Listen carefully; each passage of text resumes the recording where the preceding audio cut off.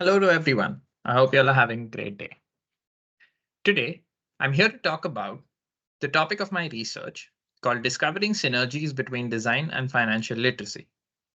Might be a lot of words coming through, but I'll try and break it down. And a lot of this goes into what my background is. I come from the field of architecture, moved over to graphic designing a couple of years back when I came into Canada, and have developed an inherent interest in finance or personal finance over the last couple of years. All of these somehow culminated into this research topic for myself. This research was part of my master's program in inclusive design at OCAD University in Toronto, Canada. Let's just take a step back. If we think about it, finance and money in general is something which we interact with on a daily basis. Whether we like it or not, money constantly comes in contact with us. Whether you're in a medical profession, or you're a designer, or you might be in accountancy. Money is something which comes into your everyday activity in some form or the other. Through the course of this research, I too came upon this very simplistic realization. But then I questioned, did I actually ever learn about money? Did someone actually teach me how to manage my money? And hence, all of these questions led me onto this study, which looks to examine the gaps in the vehicles that actually enable financial literacy. This is a design-based MRP which takes into account the point of view of someone who has zero or near zero experience with the Canadian financial system. The intention here is to try and break down all of these concepts to its simple meaning and rely on the process rather than terminology. All of the design decisions that come out of this research are as a result of the feedback from the participants of this study and inherently represent all of their pain points. So who is the study really for? When I came upon to think, there were certain scenarios that came to the fore. Maybe you're someone who's just exiting university, coming into the professional world. An immigrant who has just entered the country trying to find their footing with their money and their entire system of work. Someone who's got a recent paycheck or a bonus and is trying to figure out how to manage their money and allocate their finances. Or maybe someone who just has to cut back on expenses in order to make savings for a big purchase. I think all of us at some point of time in life might have come across these scenarios. And hence, this study is intended to cater to all of us in some form or the other. And for someone who might be questioning at this point that what stage is it that someone can start getting financially literate? I think the answer to that is anytime. To further break down this research, these are probably four elements which find their place in this overall study. The first aspect is that of autoethnography, as I too am an immigrant coming into this country and am presently even navigating this financial system in Canada. When it comes to money, there is always a sense of background or meaning attached to it. And hence, the notion of grounded theory and establishing context is very important. All of the findings from this study was attempted to be broken down into themes in order to garner better understanding of the observations, and hence the element of thematic analysis. In order to gather the data, informal interviews were conducted among participants, which I will now break down further. There was a total of 13 participants who were a part of this study, consisting of a diverse group of immigrants, Canadian locals, students, professionals, and other categories who were interviewed. Their age groups were pretty diverse between 22 to 48 years old.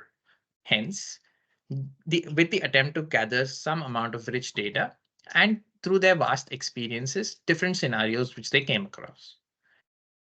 Participants came from about 5 geographies or had spent considerable amount of time in 5 countries, hence bringing in their experience from another financial system as well. All of these interactions lasted for about 30 to 50 minutes, which were open-ended questions leading to discussions further. There was only one specific parameter which was considered as part of the recruitment for this project, and that was the understanding of written and spoken English overall. This was important as this impacts the outputs as well. The questions I asked the participants and discussed with them ranged across the following topics.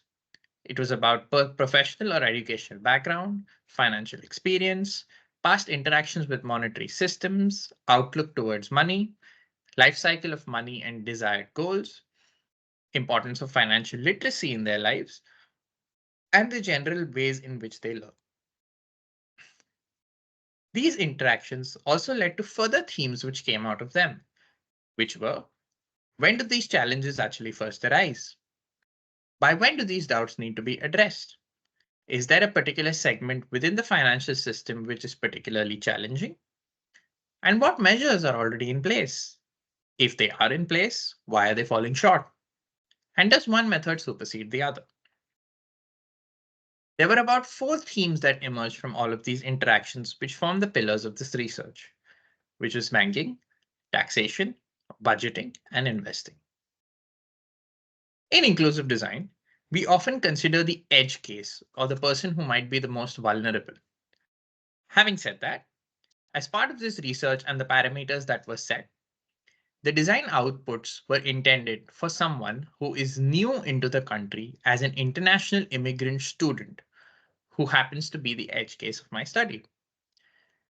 Although I did happen to interview people from different categories of life as well, in order to make the data a little more diverse. All of these outputs have been designed in the form of infographics. They represent the pain points of the participants, as I pointed out earlier. The idea over here is to visualize simple visuals for these financial concepts to explain to someone rather than simply rely on terminology and jargon. The attempt here is to uncover a journey that someone ensures upon their arrival in Canada, or for someone who's having their first interactions with the Canadian financial system. The first pillar is that of banking. When someone becomes an adult or maybe comes into this country, the first thing anyone is told is open a bank account. The banking system in Canada is very robust. However, there are certain simple elements which might get overlooked.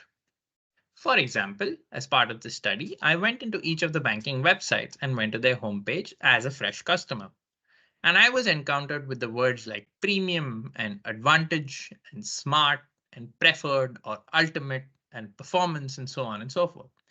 I think you get the gist of what I'm trying to say here. Everyone is out there to sell their products, but barely anyone even explains that what are the basic accounts that someone needs. That brought me to this first infographic, which was about making someone simply understand what your account is divided into, which is a checkings account and a savings account. Where one is used for the transactions or for general everyday use, and a savings account is used to keep your money safe. The next element, which was probably overlooked through these banking websites, was the aspect of how money actually moves within these accounts. This is important as a newcomer, as one might not realize that there are certain monetary penalties that are incurred if you move money out of your savings account or send it to someone directly. Once you know how to save your money or secure your money, it then comes to transactions. Everyone probably realizes that you do get a debit card which is attached to your checking account. But through my interactions, we came upon to realize with participants that not many might realize how a debit card actually works, where money is immediately getting debited out of your checking account towards the seller. The next part of this is a word which is part of recent, I would say, recent ethos, or it's part of your everyday life, which is that of using a credit card. We find ourselves with a barrage of information regarding credit limits and credit scores and so on and so forth. But yet again, my interaction with participants led me to understand that there might be a gap in understanding how the cycle of money actually works when you tap your credit card. which is why it was important to explain the movement of money, which is the bank actually pays for you when you initiate a transaction with a credit card. And your amount, and that amount gets built up into something which is called your credit limit, which is the amount of money that you are allowed to borrow from the bank interest free. Thereby, it becomes your obligation to pay back the bank every 30 days for the amount the bank has actually paid for you. And that is the gist of how a credit card works. Once we know how to buy something or transact something, the second element which someone absolutely encounters at the first go, and it might not be the best surprise, is that of taxation. As a newcomer myself, I was pretty surprised as to the amount of taxation that is incurred on every purchase in this country. But this is not realized by someone where in other countries, transactions have taxes included, and hence the quoted price is the same as the price you pay, which is not ideally the case in Canada, and that varies from region to region. Hence, it is important for someone to know that there is an element of a 13% HST or tax which comes in when someone is paying in Ontario, and this varies from province to province. This also applies to when someone is earning money, where the price you are set to be paid is not what you actually get. There is a certain tax that gets cut from it. This further overlaps into something which we all love or sarcastically don't love, which is filing your income tax.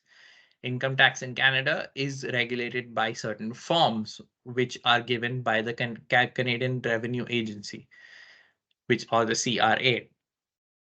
These consist of forms which are used to declare your income as well as your fees if you're a student. The most basic forms associated with these are the T4 and the T2202. Of course, this can go beyond as it varies from a case-to-case basis for everyone. Again, the idea here is to not tell someone of how to do something, but to educate on what are the simple basic elements that someone might encounter. It is about being proactive rather than reactive. Once we know how to buy something, it then comes to the aspect of your management of money, which is all about budgeting. Budgeting has varied elements, which can start with you earning money through some medium or the other, go into spending, trying to save money, and it may even float over investing for some people, not necessarily in any particular order. Here again, everyone has their own method of budgeting, but it is important to understand that there are certain elements within that need to be considered. Whereas you can't just say that you're going to curtail 30% of your spending, because there may be a certain amount of mandatory expenditure that you have to incur every month, which is your rent, your Wi-Fi bill, your electricity, and so on and so forth. Hence, it is important to be realistic about this, thereby more important to know what elements actually come under this life cycle of money. The fourth pillar, which probably incurred the most amount of fear or anxiety during the conversations with participants, was that of investing. This was more to do with the fact that investing is thought to be a very inaccessible element. This goes beyond the fact that inflation in Canada is skyrocketing and that it is almost impossible to sustain with the rate of return that someone gets through their savings account.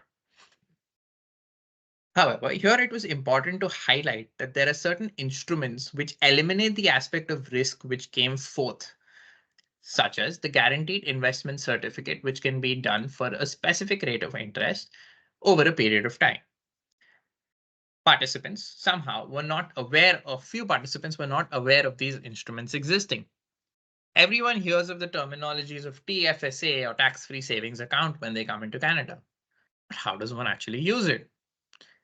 There are a certain amount of money that can go into this account every year, which is where you can start building up the amount of money that can go in, which can then be disbursed into specific instruments, which may not be as risky as the stock markets, which people inherently have a fear of. One element which I thought might be worthwhile highlighting over here is that of exchange traded funds. Exchange traded funds are as they go by its name. Here, I'm not trying to debunk the terminology, but just trying to explain the process by which it works. The advantage of at least knowing what these are helps to understand that you can try and beat inflation a little and also save up a little more when actually needed. The Canadian market and the US markets have given an average rate of return of greater than 6% annually. And all of this return that eventually comes out from your tax free savings account is tax free. I'm going to use a simple example to explain what an exchange traded fund or ETF is. Imagine you're going into a dry fruit market where there are varied dry fruits kept everywhere. I'm equating the same thing to the Toronto Stock Exchange. Instead of me entering into the dry fruit market, clueless about what to do, seeing hundreds of different options and not understanding what might actually be good for me. So, what the shopkeeper does in turn is that they have curated a bag of the best nuts which you might want to buy, and they have kept it in specific bags. So, this 100-gram bag of nuts may contain 16 grams of cashews, 12 grams of almonds, 20 grams of walnuts, 15 pecan, 18 grams of raisins, 19 grams of pistachios, totaling up to 100. This helps you to not make that specific choice or reduces your risk of picking one and not actually liking it. The same thing can be equated to an exchange traded fund, where instead of you buying one company and rooting for it to do well or not do well, you invest it into a bag of stocks, which comprise of the top 60 companies in the country. And this is a list which keeps getting updated, similar to how the shopkeeper knows that next month there will be a better fruit coming in. Hence, they replace it in the mixed bag which they make. This helps keep the risk extremely low, ensures that one is investing in the best of breed, ex- uh, diversifies the exposure, and has very limited fees. This goes beyond just indexes. My conversations with participants led me to understand that ethical investing is something which people want to understand a little more of. A little more digging from my end led me to understand that there are companies or ETFs who are just specifically designed with companies who have these goals in mind, such as practicing ESG or environmental social governance, companies which support equity and inclusion, and so on and so forth. After all of this, you or anyone might just question that what is the credibility of anything that I have said so far? Where can this all fit in rather than being just one more piece of information on the internet? Again, considering the fact that I don't have a financial background, there may be some things which might be better than the things I've spoken of. What I'm trying to clarify here is that financial information is always given credibility if it comes from a trusted source. The National Financial Literacy Strategy by the Government of Canada is one such source. It is a 5-year program initiated by the government to enable financial literacy, eventually going into financial resilience. A financial toolkit has been created by the government, which includes all of the 4 pillars which I spoke about right now. However, while doing this whole financial toolkit, it takes a good 10 hours to do. And after asking each of my participants, ironically, none of them have even found this tool to be existing. For a newcomer who comes into the country, they might not be in a position to spend that much amount of time or go through that intense budgeting or those kinds of interactions which are presently there into the toolkit. Hence, the idea here is to create a filter for that toolkit which someone can interact with on a first level basis and then take their decision on how they want to gather more information, because it is important to understand the fundamentals of process first and hence go into the detail in the preferred method one has. In terms of a large scale strategic implementation, this will fall into the stage at which someone actually decides to come into Canada and is ready to make their transition within a month or two or their preferred time frame. As financial literacy is the first step towards financial resilience, this falls right into the government's criteria for this overall program. Financial literacy is a necessity for a sustainable financial future, and financial future is decided by all of the people who are part of a financial system or the economy in general. As this is a continuously evolving study, it gives me the opportunity to curate this and carry this project forward in order to create a more robust financial system. How I picture this being used is in multiple forms, whether it be through print or through digital. It can become part of a welcome app for someone who's coming into the country, which can go beyond the notions of what an Arrive can provides today. Or it can exist in a form of a booklet or a flyer, which someone can use whenever they are trying to figure out their first few days.